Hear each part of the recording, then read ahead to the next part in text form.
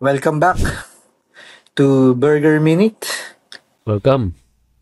ang podcast na pag-uusapan kung ano ang maisipan.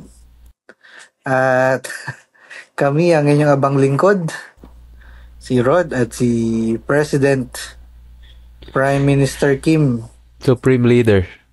Supreme Leader Kim. So, Kyle. ayan. Ano sabi parts? Kael? Tama ba Kael? Kael Yuzon. Kael Yuson, ayan. Nililinaw ko lang. As a Sponge Cola fan. Lusot. Lusot. Safe. Ngayon parts,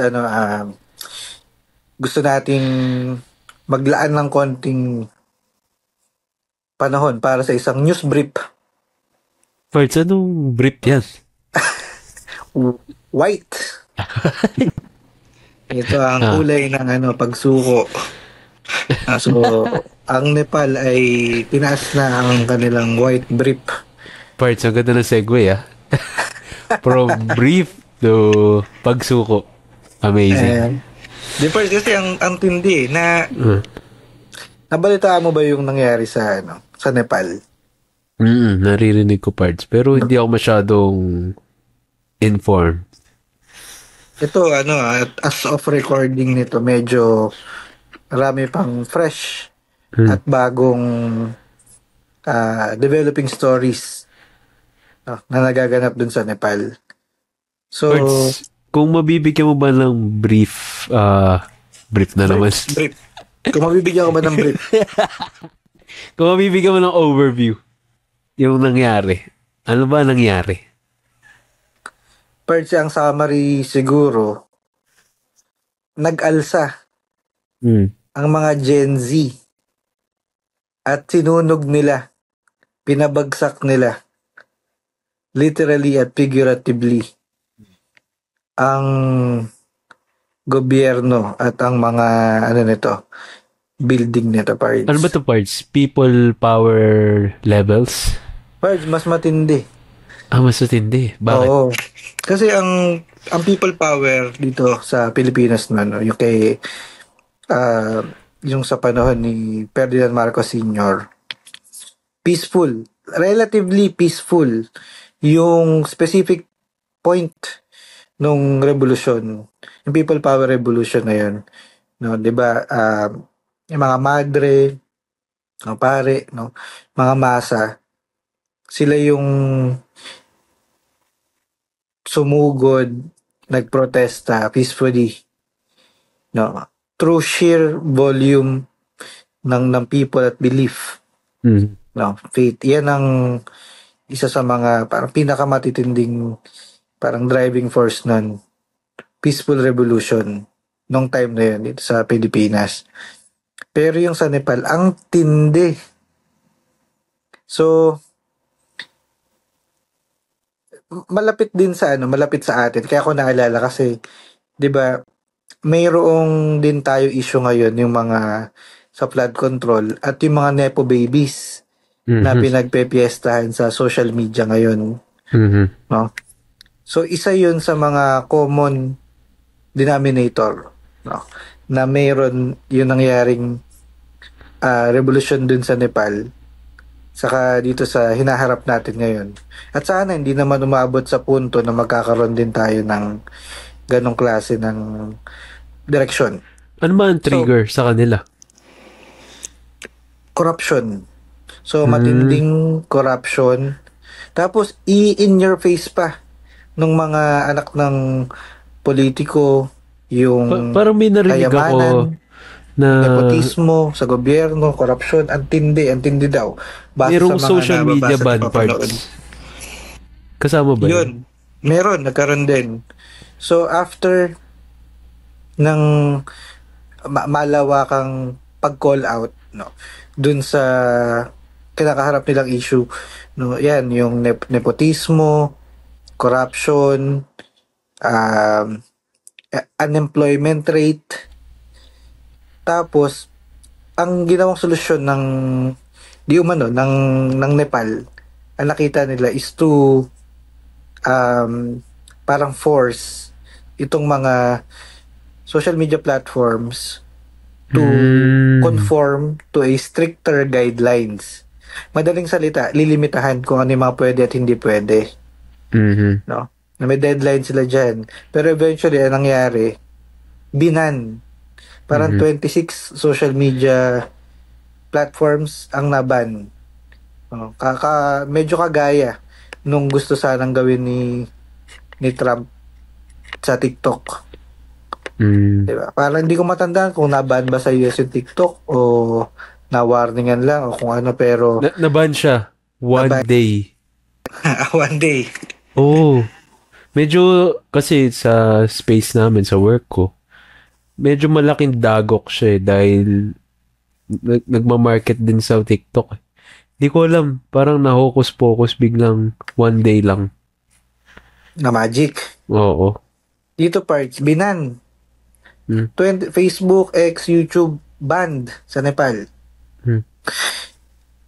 So yung mga mamamayan, particularly yung Gen Z, sila, meron silang Discord channel. Doon sila nagpaplano. So, ang tindi parts. So yung Discord, hindi na bawal. Oo, hindi nila hindi nila na-down. So sa Discord nagpaplano-plano. So nagkakaroon ng mga rally, no? Mga pocket rallies, tapos kina-curb ng mga mga police, pinipigilan nila, pinupush back. Pero kung mapapanood yung mga video, talagang mga kabataan yung nasa front lines. Parang talagang mga siguro 18, 19, 20s, mga bata pa. Mukhang wala pang 30 yung sumusugod. So pagkatapos iban yung social media, ayun na, talagang sumugod na yung mga tao. Inatake yung basic necessity ng Gen Z eh. Ayun na nga. Alam mo, tama ka yan eh. Diba? Kasama na yan sa basic necessities. Food, shelter, internet, social media. Yan ang totoong basic necessity ng mga Gen Z. Exactly.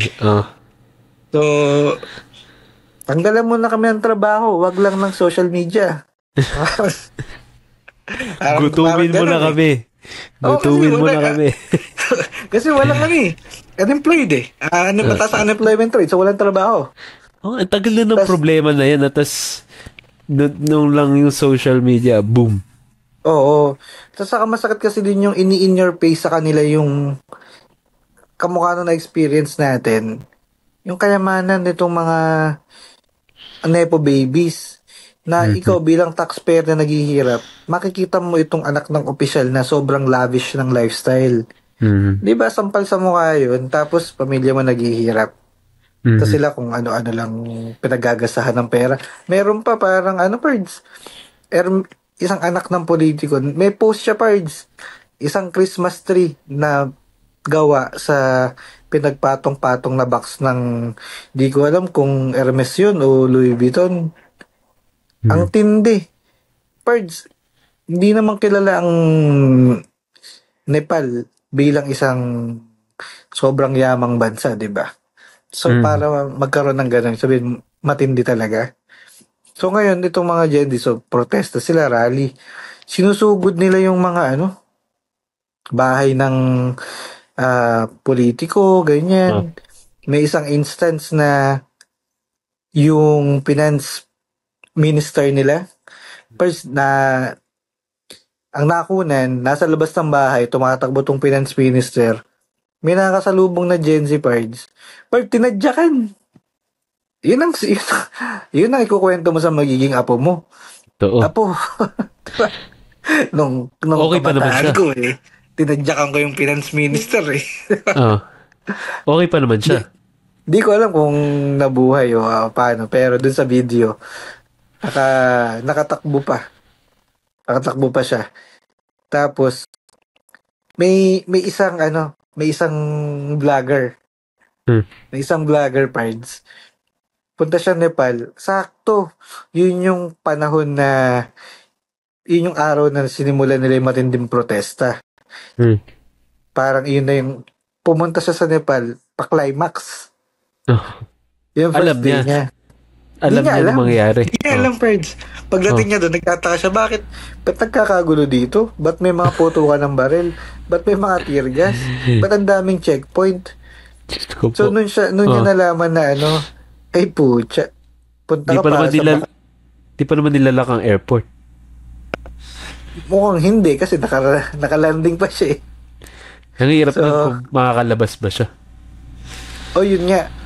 Eto, Pards, yan yung tanong ko ngayon sa inyo. Sa'yo at sa lahat ng nanonood, yan ang tanong ko. Kung kayo ba ay mapupunta sa sitwasyon na yung pupunta ng bansa for leisure para magbakasyon, Hmm. may uprising, may revolution Hmm. na mangyayari, ikaw, Pards, mag-stay ka ba? O babalik ka ng airport, bukay ng flight, pabalik? Ang hirap eh. Kasi unang-una, di mo alam eh. Di ka naman tiga dun eh. Di mo alam kung ano yung tendency. So, tingin ko ako, personally, magbubuko ako pabalik. Kasi may problema rin tayo sa atin. Hindi natin alam kung ano ang mangyayari sa mga susunod na kabanata. Pero, iba eh, nasa foreign land ka, hindi mo alam kung paano ka magmamaneuver. Ayun, siguro, isipin mo na lang din safety. Kasi Balik. may possibility din na i-close yung airport eh. Totoo. Real Lal- possibility yan, Pards. Oo, lalo kung sobrang chaos na. Napasok na ng kung sino man yung airport. Mapipilita magsara. Kasi kung international flights yun, hindi rin naman sila magre-risk na pumunta na dun.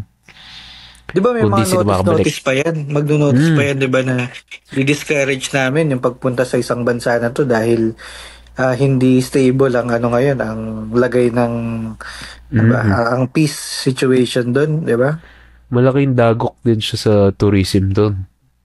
Kasi, yan, babagsak yan. Dahil yung mga airlines na mismo magkukusa. Kasi, paano kung di na namin mauwi yung aeroplano namin? Diba? Diba? Diba? Oo. So, syempre, isipin din nila yung mga interest nila. So, kung ako'y matatakot ako, magbubuk na kagad ako, baka mawalan pa ng flights eh. Mas taka pa doon, Mm-mm. diba? So, yan yung real life at literal na na fight or flight response. Totoo. So siya, itong vlogger talaga to, vlogger tong turista na to. Oo.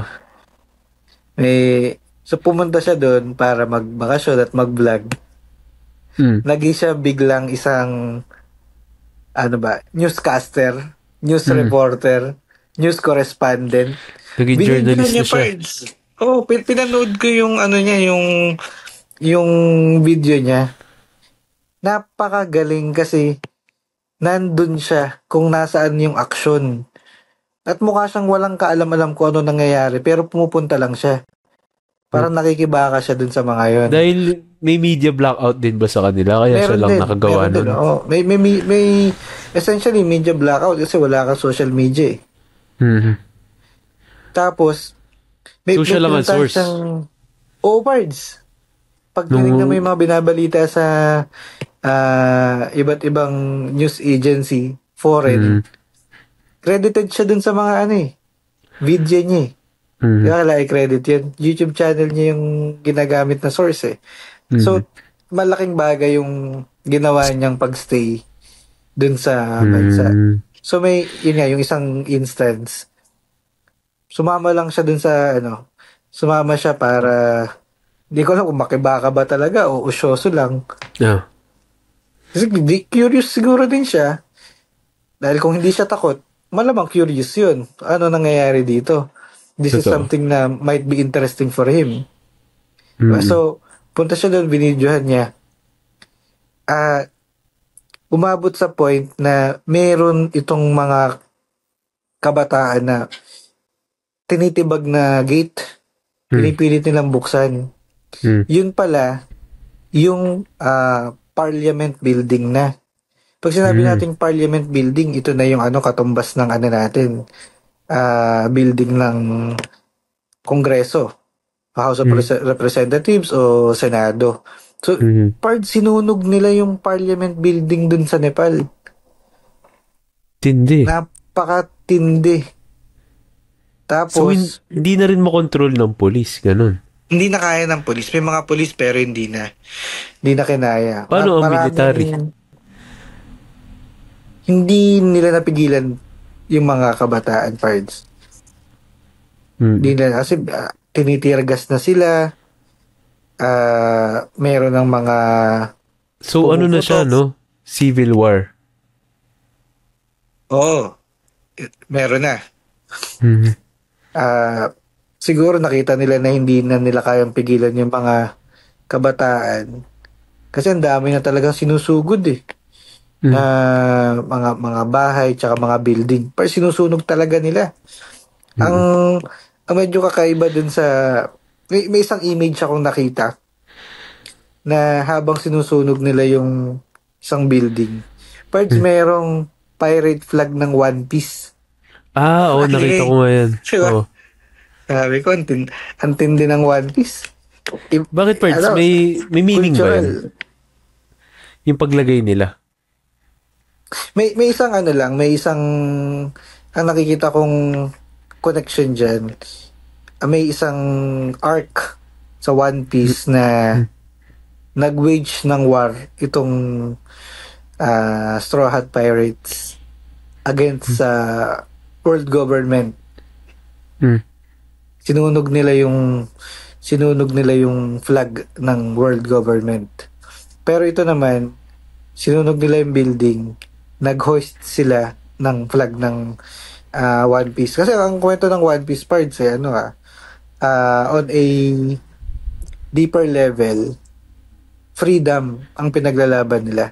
Ang gusto nila makamit. Yung mga pirata na to, mga ano sila, ang gusto nila mangyari sa buhay nila is to live freely without the Okay. restraints ng kung ano mang batas na hindi naman nararapat. Mm. So, naging simbolo. Naging simbolo pa yung One Piece. Isipin mo, parts anime ha. Totoo. Anime yun. Ginagamit bilang simbolo ng parang kalayaan.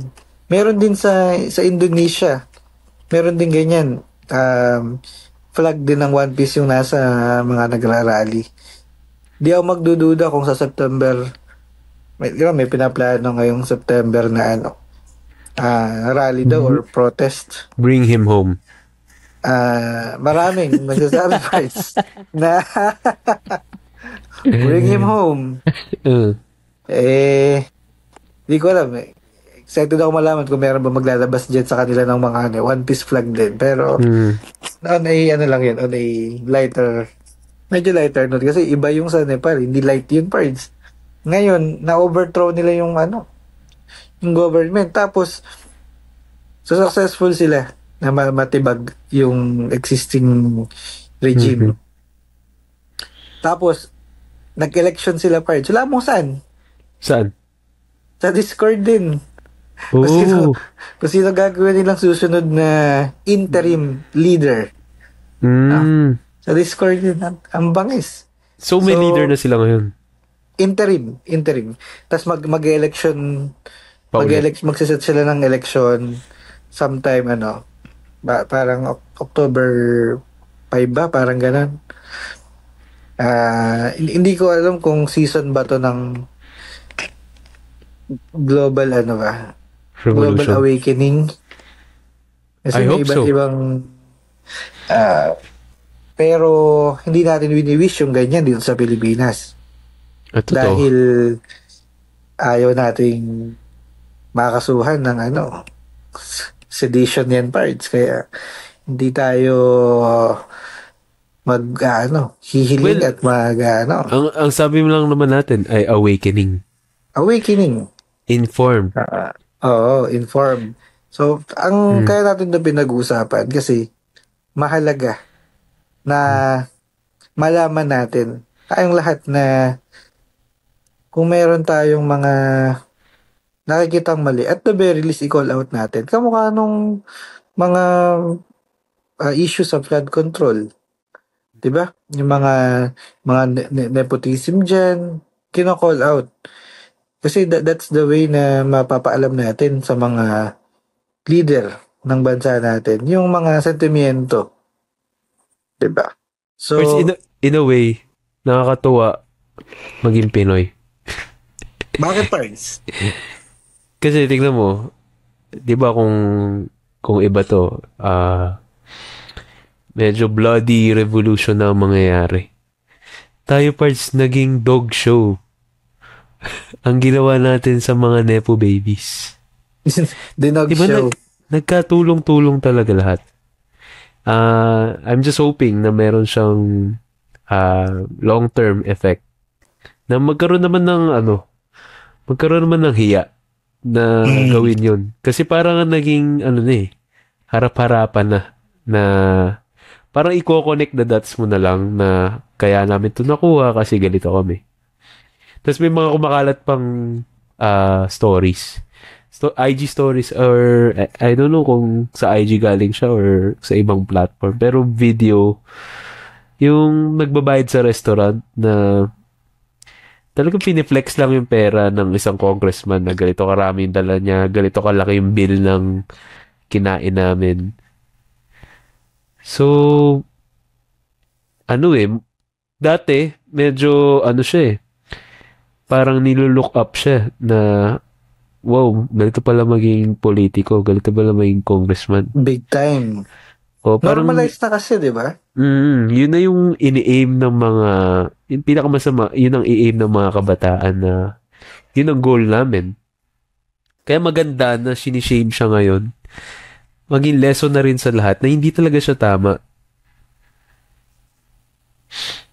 Kaya nga yung ibang sobrang bilis mabago ng political dynamics dito sa sa Pilipinas kasi going back dun sa time ni Pinoy Parts, anong mga bukod sa SAP, anong mga matinding headlines dun, Parts? Bumili siyang sports car Second hand. na second hand na pera niya, diba? Parang gusto ko na lang na sana yun na lang uli issue natin, diba? Totoo parts. May isang government secretary na bumibili ng DVD sa ng pirated DVD. Headline yun, Birds. Headline yun nun. Parts. Diba? May naalala kong ganyan sa Comedy Central ata. Alam mo yung channel sa I think channel ano pala siya? Parts. Yung Comedy Central. Yep. Parang meron siyang compilation comparison nung time ni Obama sa time ni Trump. Ang balita nung time ni Trump, binabalita ng Fox News. Ang headline, nagsuot siya ng gray na Americana. Na quote and yung buong set. Tapos headline na siya na hindi dapat ganyan, binabastos ang pagiging presidente. Dahil lang sa kulay ng atera. Compare mo sa mga headline ngayon ng Amerika. So, dati ganun lang. Sobrang mini-big deal na nila na wala daw respeto si Obama sa paggawa niya ng ganun. So, very similar. I think similar time din naman na nandun si Pinoy at si Obama, di ba? Oo, nag-abot. Kasi si Pinoy, 2010 to 2016. Si Obama, ano ba? Ang last term niya, di ba, 2020. Medyo may overlap siya kay, may overlap kasi kay Diggs. Bago si Biden, 4 years. Tapos si Trump, kaka-start lang ng bagong term niya. So, 2020 to 24 yata si Obama. Si Biden. So, moving backwards, 2016 to 2020, pangalawang term. 2012 to 2016.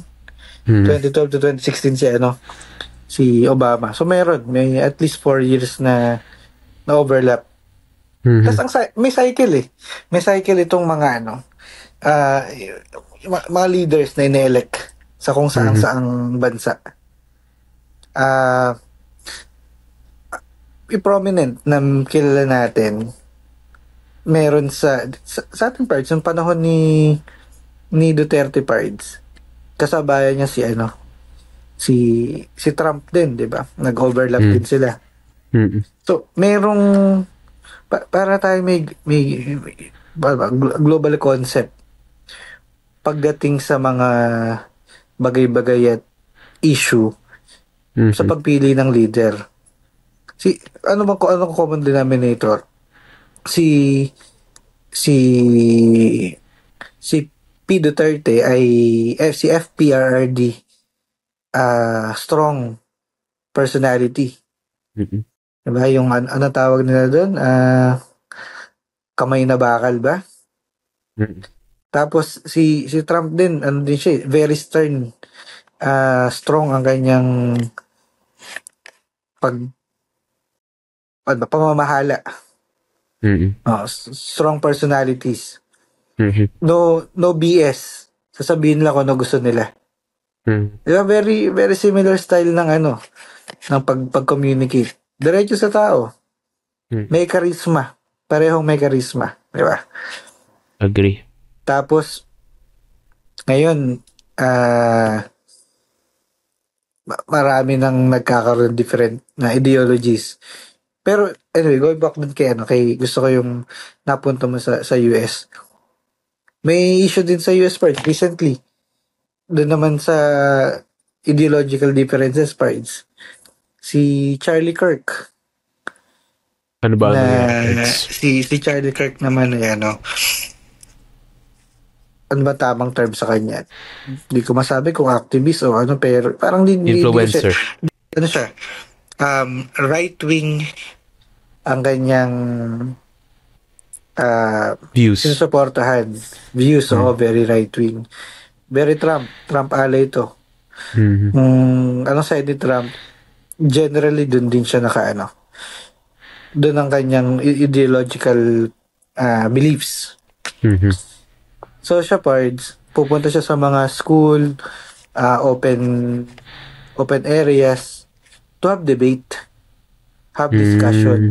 Mm. I-challenge mo yung ideas ko, challenge ko yung ideas mo. Mag-usap tayo, Mm. debate tayo. Yun yung konsepto.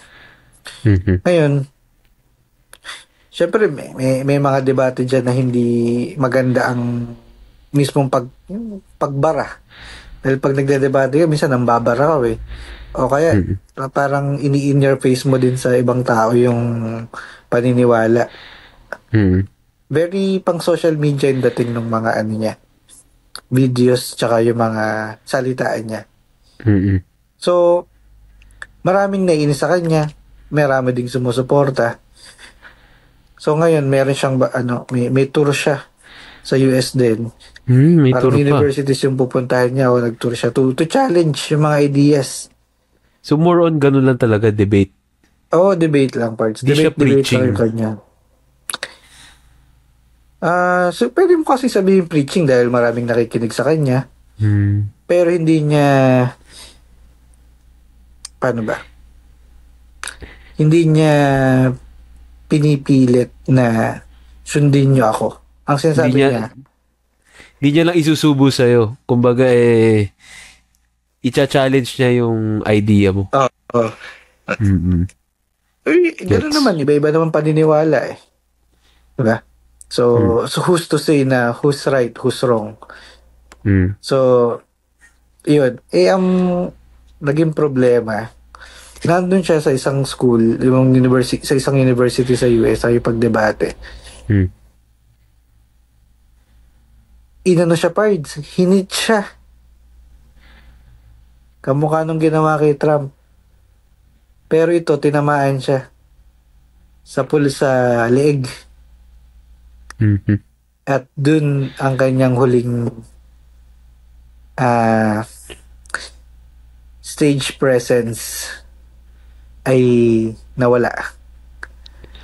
Meron siyang naiwang pamilya dahil lang sa difference in opinion. Diba? Mhm. Parang ang ironic eh. nandun siya para i-challenge yung beliefs. Open platform, open communication. Tapos ang kahinat na niya, di ba, violence. Mhm. Alright. So ang gulo, ang gulo. Ang weird doon, na-arrest yung suspect, ah, Trump supporter din, right wing din. Pero may difference sila sa beliefs ng nitong si Charlie Kirk tsaka yung suspect. So sana hindi tayo maabot sa ganun, 'di ba? Promote natin ang open Ngayon ko lang communication. nalaman na Trump supporter din pala. So, it's a thing din pala na sabi mo nga, it's a global thing na nagkakasira na rin yung magkakakampi. Ay, hindi sila hindi sila ano 'yan, totoong kaibigan. Hindi sila totoong unity. Hindi sila totoo. Wala, hindi unified. Mhm. Hindi unified ang kanilang beliefs. May mga internal factions din na nagaganap dun sa kanila. Pero ang dapat parts na tayo ay may pagkakaisa Mhm. ay sa West Philippine Sea. Talagang Amen. yan. Amen. Parts, Atin ang ganda to. ng shirt mo. Shoutout Pards. Team Manila Pards. West Yes, yan Philippine ang Sea yan. ating pangarap kong sponsor. Oo nga, Team Manila. Baka naman. Hmm. Talagang tagal na rin ng Team Manila, no? Yeah. So, tsaka recently, dati ang controversial take nila, West Philippine Sea na eh. Hmm. Yung t-shirt nila na yun. Hindi sila masyadong humihirit ng political eh.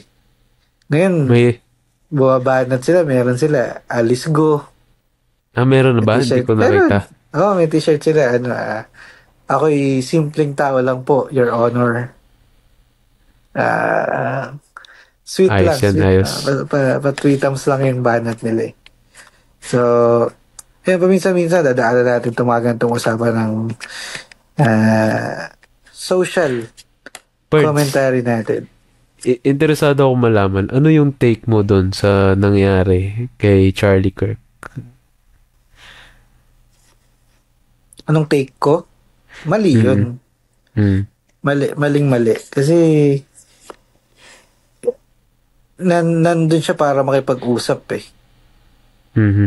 Kahit ba gaano kamali yung sinasabi ng isang tao, kung hindi kayo nag-agree, hindi kayo nag-agree. Tapos, Mhm. sobrang pikon ba ng isang tao para umabot sa punto na magkakaroon ng gun, di ba? Violence. So, mali siya. Hindi tama na merong mga ganun. Hindi tama na nilalagay sa kamay ng isang tao ang batas. Totoo. Ah. Amen. So, buti na lang hindi common dito sa atin yung ayoko ituloy pero kasi mali. Meron ding mga pagkakataon na nangyayari siya sa atin pero mas marami lang sa ibang bansa. Sana hindi natin ma-normalize mga ganyang behavior. Mas madali kasi bumili ng baril sa Exactly. bansa eh. Mhm. Yun sa atin, maraming may baril pero lisensyado ba yung mga yan? Kahit pa paano, may mga nakalagay na batas about it. Kasi mahigpit. Alam ko mahigpit yung di ba? PTC, permit to carry. Doon ka kagad matitignan eh. Pag nakitaan ka ng baril, meron ka bang PTC? At bukod pa doon, sobrang higpit sa atin nung election season. Talagang total ban. Bawal talaga, di ba? May gun ban talaga. Kahit na ano pang dahilan niya, kahit may PTC ka pa o kahit saan ka pupunta, kung di ka naman armed personnel, hindi ka police, Bawal. bawal. Bawal dalhin sa labas yung ganyan. Siguro kasi isa yun sa ano yun, no? Isa yun sa nakakadagdag dun sa issue. Kasi merong access yung tao dun sa Hmm. bagay na yun. So hindi hindi malayo sa kanya physically yung bagay na yun. And then yung thought na baka pumasok sa isip niya na what if anuhin na lang niya isang tao, Hmm. 'di ba? Parts, grabe. May mga nakikita akong video na minsan normal na araw, magalit lang sila. Magpapaulan na sila ng bala. Hala. Ano to yung nakita ko, ano siya, dash cam footage. Parang nakaalitan lang niya sa kalsada. Parang binusinahan or what. Sobrang simpleng hindi pagkakaintindihan sa ano. Ginawa na lang niya para sinugutan niya sa kanya. Pinaulan na niya yung isang kotse ng bala. Ganun ka basic sa kanilang makakuha ng magkaroon ng ganong access. Para Kaya sa ano, tingin mo ba hmm, masusolusyonan niyang ano, road rage? ang hirap kasi sobrang parang ano siya Ah, parang merong root cause na ang hirap niyang isolve kasi patong-patong na siya. Feeling ko isang reason dyan is ah, yung knowledge about sa kalsada, sa pagdadrive, mga etiquette, mga rules. Kasi ako bilang isang nagdadrive dito sa Pilipinas, ang daming kamote. Tapos alam ko rin yung sistema sa pagkuha ng lisensya.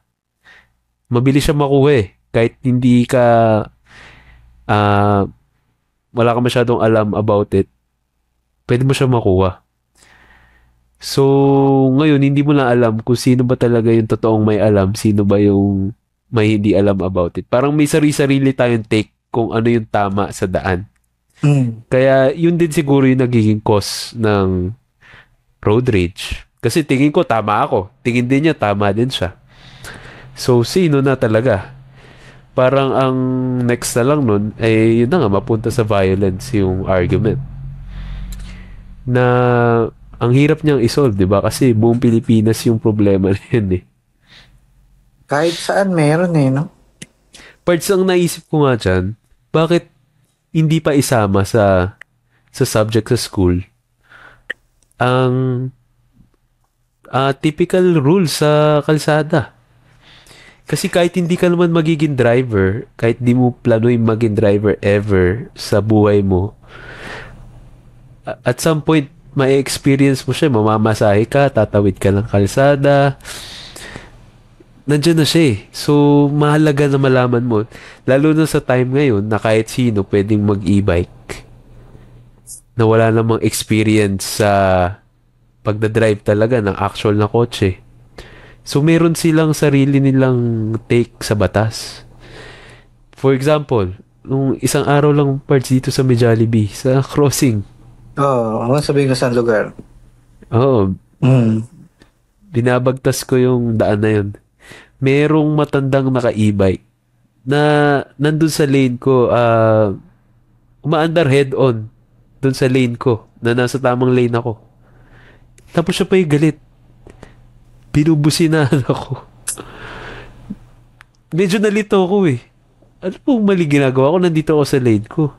Tapos siya yung nasa gitna ng kalsada, mali siya ng lane. Pero siya pa yung galit. So, medyo yun, confusing na. Kasi di ba wala namang Oo. rehistro ang ano eh, Wala. ang e-bike eh. Kahit sino pwede. Kung nabangga mo pa yun at may nangyari doon, baka kasalanan mo pa. Reckless driving ka pa. Yun na nga, Lalo na kung siya ay napunta sa Belize. Kung siya ay bumiyahing langit. Oo, sa ibang Ako pa rin yung langit mano dun parts. eh. Di ba Kasalanan mo pa ganyan yun. yung naging issue sa Skyway. Yung merong motor na nakapasok sa taas. Oo, Tapos maling lane yung nabangga siya minadaan ng niya. Tsaka bawal yung motor na yun dun eh. Anyway, namatay siya. Nabangga ng kotse. Tapos nakulong pa yung driver. So, ayun talaga ang daming problema, ang daming issue. Di lang sa Pilipinas, no? Kahit sa pinakamalilit na mga kalsada natin, hanggang sa kalsada ng ibang bansa, doon nagaganap yung action. So, lagi lang tayong manatiling informed. Basta tayong balita, muna tayong balita. Tingnan natin kung ano nangyayari sa paligid natin. Maigi nang maalam tayo sa mga bagay-bagay para makapag-adjust tayo accordingly at makaakto tayo ng naayon sa tama. So, ngayon hanggang dito lang muna. Medyo seryoso tayo sa topic na to. Pero marami tayong mga ganitong pagkakataon na minsan kailangan nating pag-usapan at daanan yung mga bagay na to. So, maraming salamat sa pakikinig. At kung meron kayong mga input dyan, baka may na-miss kami, baka meron kami impormasyon na mali pa lang nasabi, itama nyo lang kami. Mag-comment lang kayo dyan. Sabihin nyo lang sa amin para mabalikan namin at maitama namin. So, yun. Tayo ay magkita-kitang muli hanggang sa susunod na pagkikita on behalf of President Supreme Leader Kim and yours truly, Rod. Magkita-kita tayo hanggang sa susunod na pagkikita dito lang sa Burger Minute.